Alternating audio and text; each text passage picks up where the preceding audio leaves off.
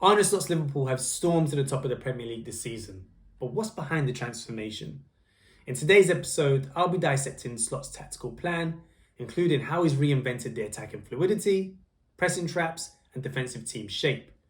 And I'll be using games from this year's Premier League season to try and highlight exactly where the key differences are between Slot's Liverpool and Klopp's Liverpool, and some hidden areas that teams may be able to exploit over the course of this season. Now, if I told you that Liverpool are currently playing with two wingers responsible for getting the goals, a false nine striker who's capable of scoring goals and linking play, two colossal centre-backs at the back, two attacking full-backs involved in every phase of the game, and three centre midfielders who have a lot of athleticism, energy, and technique, you would think that I'm talking about Klopp's Liverpool, but this is Slot's Liverpool. And there are three areas that are markedly different between Klopp and Slot's Liverpool. And they are the fluidity of the centre midfielders, the role of the fullbacks, and the pressing and defensive line setup. And one of the key differences between Slot's Liverpool and Klopp's Liverpool is the fluidity of the centre midfielders. You can see that the main aim from Slot's team is to outnumber the opposition in central areas. And he can do that in two ways, which I think is based on sort of what kind of press they're facing, whether it's a low block or a high press or a mid block. And that is he either overloads it, as in puts more players into that central area to try and outnumber the opposition, or he actually spaces out his team to space out the opposition. And therefore there's more space in that central area once they start to rotate to sort of cause chaos and uncertainty from the opposition players. And you can see from the average positions from 3 Premier League games this season against Bournemouth, Crystal Palace and Wolves that he employs different tactical setups in that centre midfield. The same sort of back four and attacking three setup remains, but the midfield shape changes depending on what he wants to achieve in the game. And you can see from the Bournemouth game, he went with a double pivot with McAllister and Gravenberch. I think he actually started with a single pivot in that game, but sort of transitioned to a double pivot once he saw the press of Bournemouth. Then you have the game against Crystal Palace where you had Gravenberch in that single pivot. You know, there was no need to have two players dropping in to build play as Crystal Palace were dropping off. But then you also had Curtis Jones on one side and McAllister on the other side as pretty high number 8s. The average position looks a bit weird because Curtis Jones actually moved to the left-hand side when McAllister went off and Szoboszlai came on the right-hand side of that midfield. And against Wolves, you see pretty flat shape. And if you watch that game, you'll see that although Gravenberch does stay as that single pivot, both McAllister and Szoboszlai drop into that sort of double pivot role as and when they wanted to in that game. And you can see here, jumping into the visuals from the Bournemouth game, that they kind of went into a double pivot sort of system with Gravenberch and McAllister alongside each other. And it was because Bournemouth were playing this 4-4-2, highly aggressive pressing system. And you can see Gravenberch's position right behind Kluivert, who's a screening player. You have Evan Nilsson, who's ready to pounce on Van Dijk. He's not really pressing the keeper at this point. They're waiting for them to play that first pass before they make their pressing action. And McAllister just keeping an eye on the space behind him. And what you can't see is Szoboszlai and Lewis Cook just in that space behind the double pivot, just waiting to see what happens and what occurs from that situation. And as we progress the play, you can see Kelleher passes the ball out wide to Konate. Pressing triggers have now gone. Kluivert's gone to press Konate while screening Gravenberch. But Gravenberch makes this sort of lovely run in behind Kluivert. And Lewis Cook can't go out to meet Gravenberch because he's taking care of Szoboszlai. But this causes confusion for Christie, who initially goes and runs with Gravenberch and leaves McAllister free. McAllister then moves towards the ball, creates a nice passing option for Konate, and Christie's press now is too late. Lewis Cook then goes to press Gravenberch, but he's too late. Szoboszlai is free in that central area, and this is what I mean about spacing out the opposition. If you look at that back four, you know, sometimes you see a fullback who's pushed up high and wide away from the centre backs, but they're purposely, you know, using this shape as a flat back four because they want to attract the space in behind the wingers, create that large central space for them to move and be a bit fluid in the centre and create different passing options in there as well. Because if Trent was in the same line as Gravenberch, it's easy for that winger to sort of cope with both of them at the same time. But keeping Trent and Robertson tucked in, you know, nice and close to Konate and Van Dijk means that the wingers have to come even further out to press the fullbacks, which leaves space in that central area. And I think that's where Slot's kind of tweaked the build-up and the patterns of play for Liverpool this season. And you can see, just to end it, Gravenberch gets the ball passed to him from McAllister, and he rolls the defender and starts to break through the play. But you've got Nunes also dropping in, and it's the centre-back that has to come with him because of how much space is in that central area. And you've got a sort of box system then where it's Szoboszlai and Nunes ahead of Gravenberch and McAllister. And you can see from the Crystal Palace game where they face that low block, you can see Gravenberch is playing as that single pivot with McAllister on that left centre midfield role and Curtis Jones on the right centre midfield role. And you can see their positioning is so much higher now compared to the previous game. They're playing sort of in between that defensive line and midfield line of Crystal Palace, trying to create different decisions for Wharton and the defensive midfielders. But you can see there's a clear structure here, trying to overlay that central area. Trent's also tucking inside a bit, and Tsimikas can also tuck inside in this game as well. But it was a clear tactic for the sort of number 8s to play in between that defensive and midfield line. And lastly, you can see in this Wolves game, how they start off with a single pivot, but they're flexible with it. There's Szoboszlai and McAllister who are pulling out into wide positions or dropping in beside Gravenberch, just trying to cause havoc for that Wolves centre midfield. And it starts with sort of Alexander-Arnold on the ball. Gravenberch is going to create sort of that option as the sort of number 6. But as the play progresses, it gets moved round to Konate and then to the goalkeeper. And McAllister drops from a fairly high position now, drawing out Lemina from his role to receive a pass from the goalkeeper. And again, as the play progresses, McAllister has nice time on the ball, pops it off to Konate. But what he's done here is create a huge amount of space in behind him. And usually that wouldn't matter. The striker's probably playing high, waiting for a ball in behind maybe or to feet. But what Jota does in this Liverpool team is very similar to what Firmino done in Klopp's Liverpool team. And he uses that sort of nous to drop into the space. He makes sort of a diagonal run across the pitch, which is so hard for the centre-back to pick up. It gets played through to Konate, who plays a pinpoint ball through the lines. It's such a great movement from Gravenberch as well. And this is what I mean about how often he tries to create an option, but he also creates space in and around him as well. And as he pulls out, it creates a passing line for Konate, who has no hesitation in playing that pass direct to Jota's feet. And this is what I mean about, the centre-back. Totti here, he's never going to go out and just straight man mark Jota. He will leave too much space in behind him. And that's why they leave Diaz and Salah so high and wide in these positions to pin back that back 4. But it leads to Liverpool getting out. And then, you can see Gravenberch there. He's already got the other side of his opposition. And he has such, ability to run off the ball and create sort of that extra passing option. And leading on from that, you can't not highlight the role of Gravenberch this season. Liverpool went out and tried to buy that number 6 in the summer and failed. And it's probably one of the best things they've done in that summer transfer window. And Gravenberch is one where he's playing as a single pivot and probably the deeper of the 3 midfielders. But he has that ability to make those box-to-box runs.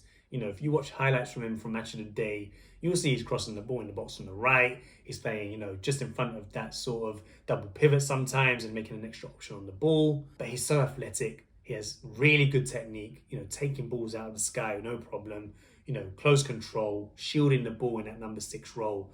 But probably one of the biggest things that I've seen from him that, as someone hadn't sort of watched him before, is that intelligent movement off the ball to create space for others, but also to create a passing option for his teammates. And the theme of fluidity carries on into the next key tactical tweak that Slot has made this season, and that is with the role of the fullbacks. And we'll start with an example from Trent Alexander-Arnold in the Bournemouth game. And as you can see from the visuals, you start off with that sort of back 4, ball getting recycled. And in this position here, usually Trent might have been pulling out towards that sort of space at that right back position, trying to make the pitch big again.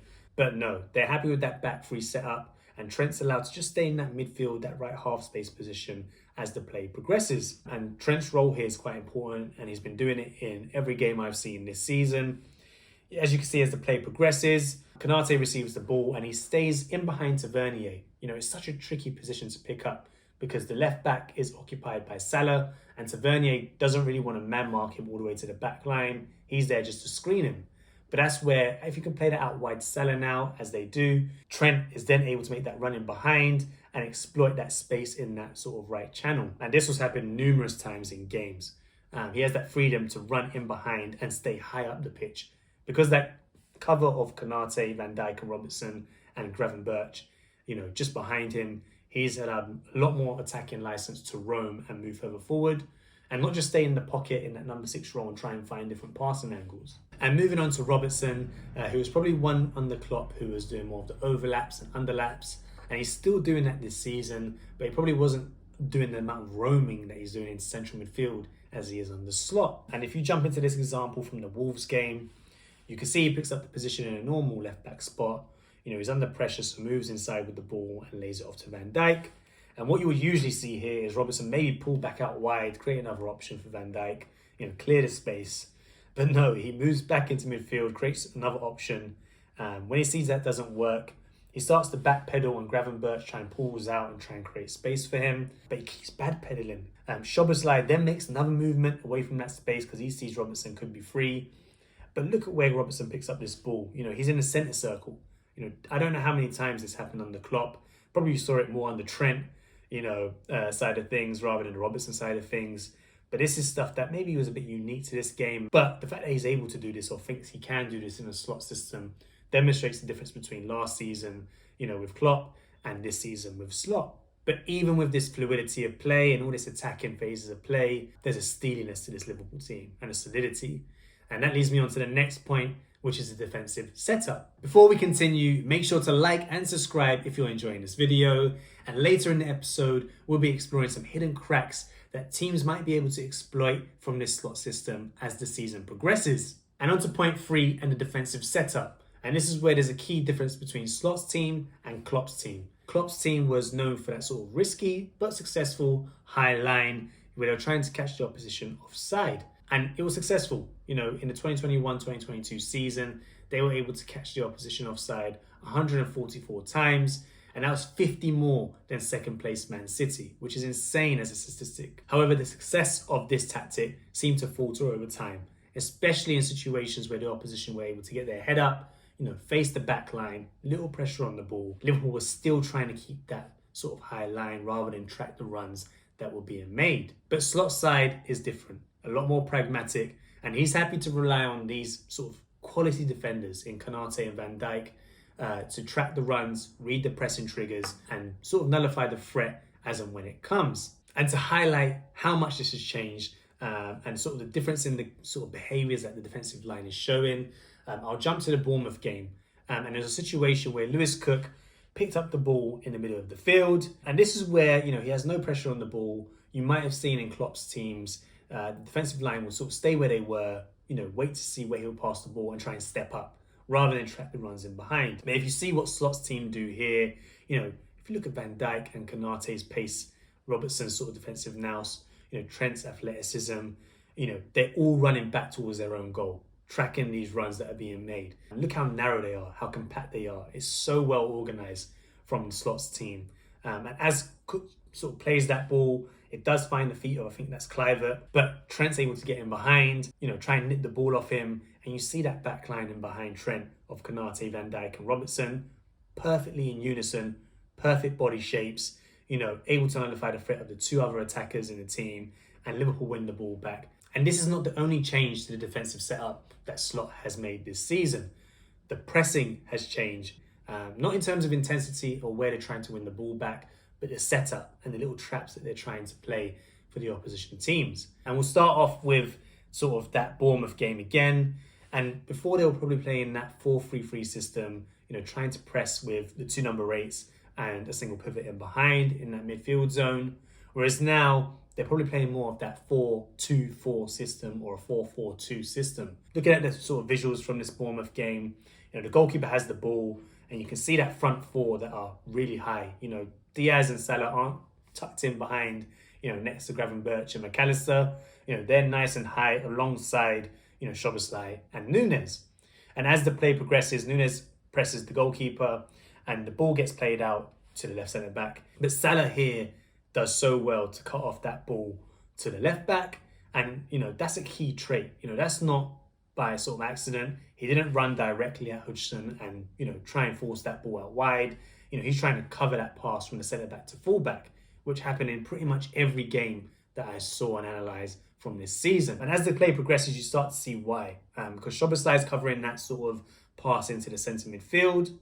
But as they encourage this pass, into the strikers, Trent, who's about to come on screen, He's responsible for pressing that fullback if it ever goes out there, but he also is sort of responsible for trying to read the trigger and see if there's anything coming inside as well.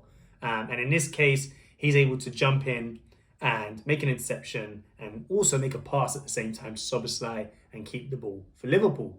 And the key reason why I think they're trying to overload these central areas and keep Salah and Diaz high alongside Jota, Nunes or Szoboszlai is they're trying to win the ball in that central area. And once they do, they're then able to sort of attack with a front four already in place that can make different movements against a sort of backline that's outnumbered at that point. Liverpool have the best defensive record in the Premier League this season. And when you jump into the data, it's even more impressive than that. They've kept 5 clean sheets in 7 games, which is insane. And an even more ridiculous statistic is that they haven't conceded in the first half at all this season. And when you look at the defensive sort of data, they've conceded 2 goals this season. One of them was that Konate mistake, which they could have avoided very easily. The expected goals against is 5.1, which means that if you compare that to the goals conceded, they should have conceded 3 more goals this season, which is probably testament to Alisson and his shot stopping ability. However, if we run back through the analysis of this episode, there's some key areas that opposition teams might be able to exploit as the season goes on. And we'll start with that pressing trap, that one that uses that 4-2-4 system to sort of overwhelm the opposition. And we'll use the Wolves game as another example, and it happened multiple times during this game. It's not one that leads directly to a goal, but it's a way to get around this Liverpool intense press. And you can see when Bueno picks up this ball, they have that normal 4-2-4 sort of setup, and Trent is usually ready to press the fullback in this scenario if he gets clipped over Salah's head. But as you can see here, as Bueno plays that diagonal out to Aït-Nouri, the positioning of your attacking midfielder as an opposition against Liverpool can help you get out in these scenarios. Bellegarde places himself just behind Trent and just in between him and Konate, and that means that Trent can't go out and press Aït-Nouri as quickly as he would want to, and sometimes not at all, as in this clip. The next area that Liverpool may be able to be exploited is the half spaces either side of McAllister and Gravenberch. As I said earlier, there's still that scenario of that 4-2-4 system. When you pin Trent back, like I said, that's one scenario. But if you can isolate McAllister or Gravenberch and find those little pockets in beside them, then you might be able to get out and penetrate Liverpool even more directly than the previous example. And we'll take the Bournemouth game as an example. And it's a similar method to how Wolves exploited Trent from that side and how they do it with Robertson on the other side. So in this case, McAllister's tracking Tavernier and the right back, Araujo, he has the ball number 2022, and Diaz is just a bit slow to get across as the ball's being transitioned across the pitch.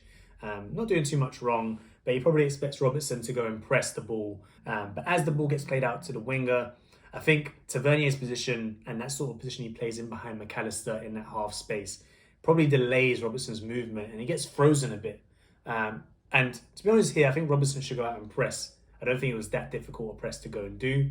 But when you position yourself in these little half space positions, similar to how Trent does when Liverpool have the ball, you cause problems for the fullback and the centre backs because they don't know whether to go out and be tight with the winger or to go and track the run being played in behind. And another way that you can exploit that half space around Gravenberch and McAllister was the use of a double pivot, which Bournemouth used to exploit it on a couple of occasions in their game. And if we jump into the footage, you can see that Cook and Christie are playing in that double pivot in a 4-4-2 for Bournemouth, and Liverpool have that screening for, in that central area, trying to force the ball, to certain positions in the pitch. As play progresses, Bournemouth then drop Christie in beside the centre-back and leave Cook by himself behind that front four to hopefully exploit the space. And as the ball sort of progresses, it gets played out to Christie, and Szoboszlai is a bit slow. He probably thinks he's only screening the play and has Gravenberch or McAllister behind him to go and press any player in that space.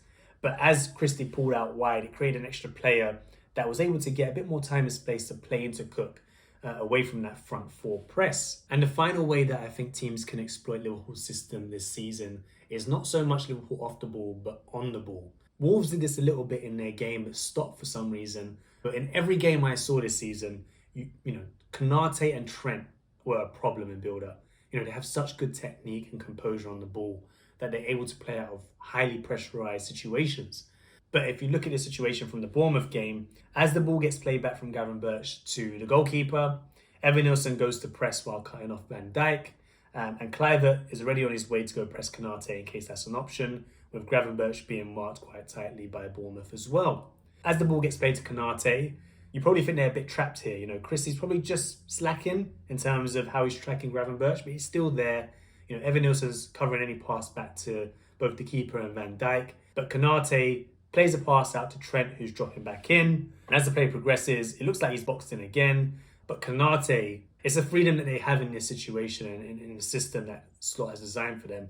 But he's happy to play a little 1-2, pass it on to Trent and make a movement straight away behind the presser. It leads to a simple first-time pass from Trent back to Konate, who then has all the time and space because they've broken his press now to play into Robertson, who's made a forward run into the space. But numerous times I saw this. Being able to play through that right side was probably used more than the left side of Liverpool. But if you just stick yourself on Konate and try and block them and move them to that left side of the pitch, you know, you also cut off Van Dijk's long switches out wide and keep him on his left foot. But taking all this into account, no team has been able to do this in a sustained way this season. But it'll be interesting to see how they perform against Man City, Chelsea, Arsenal, who have a bit more tactical nous, a bit more sort of technical ability on the ball to play through this press. And we'll be interested to see how this sort of gets exposed over time, as well as how Slot adapts to it and creates new patterns of play throughout the season. But Liverpool are in a title race again this season, which I'm sure all fans will be ecstatic to hear, you know, given the departure of Klopp last season. And they're doing it in the Slot way rather than the Klopp way. And we'll see how that progresses throughout the season. Thanks for joining me in this tactical analysis of Slot's system this season. And check out a few of my other videos. Make sure to like, comment and subscribe. And I'll see you on the next episode of A Game of Two Halves.